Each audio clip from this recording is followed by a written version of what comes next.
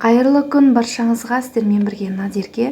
Бүгін сіздерге қытырлақ дәмді болып шығатын қатпарлы қаттаманың рецептісін ұсынамын. Отбасыларыңызға жасап қуантыңыздар, 100% ұнайды деген сенімдемін. Міндетті түрде видеоны соңына дейін қарап, менің каналыма тіркелуді ұмытпаңыздар. Ең алдымен қамырын дайындаймыз. Керекті суымызға дәміне қарай тұз салып, орташа қаттылықта қамыр илейміз.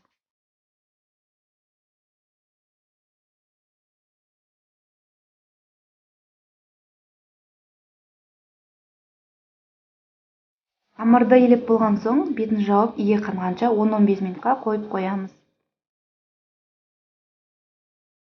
Иге қанған қамырды алып, екі бөлікке бөліп, зуала жасап, тағы да 5 минутқа қалдырамыз. Сонда қамырымыз жұмсап, жаюға жақсы болып тұрады.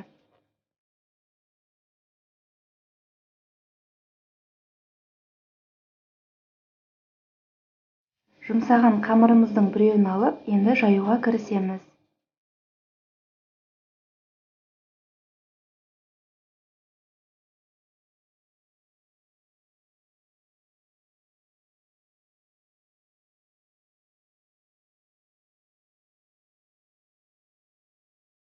Осылай жұқа етіп жайып болған соң, сары майымызды шамалы ерітіп, толығымен жағып шығамыз. Міне сары майымызды жағып болдық. Енді оқтауымыз қатты май болып кетпес үшін бастамасын осылай қайырып аламыз. Енді оқтауымызға орап шығамыз.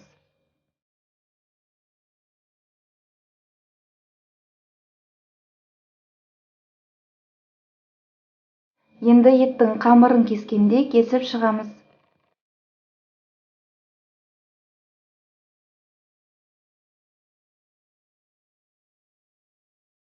Қамырымыздың дәл ортасынан ұзынынан кесіп шығамыз.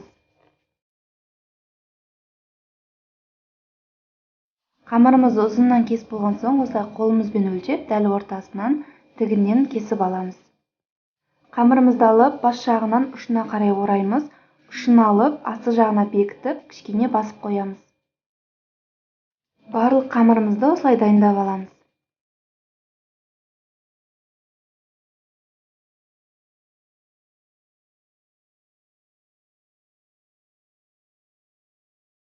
Барлығын осылай дайындап болған соң, бетін пакетпен жауып, морозильникке жарты сағатқа қойып қоямыз. Сонда қамырымыз тез қатады. Дайын болған қамырларымызды шетінен жайып шығамыз. Жайғанда қатты жұқа қылып қажет емес.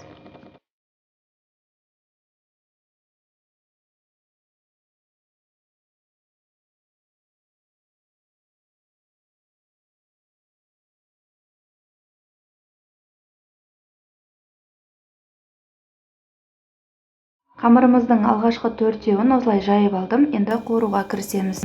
Табамызды қыздырып, оған 3 ас қасық сұйық май құйдым. Енді қамырымызды салып, осылай шұқып шығамыз. Енді асты қызарғанша айналдырып отырып пісіріп аламыз. Егер пісіріп жатып майларыңыз аз болып қалатын болса, шетінен айналдырып құйып шықсаңыздар болады.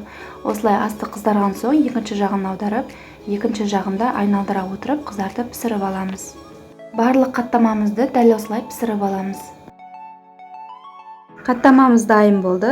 Ас болсын, егер де видеоны соңына дейін қараған болсаңыз, лайк басып, комментария жазып, менің каналыма тіркелуді ұмытпаңыздар.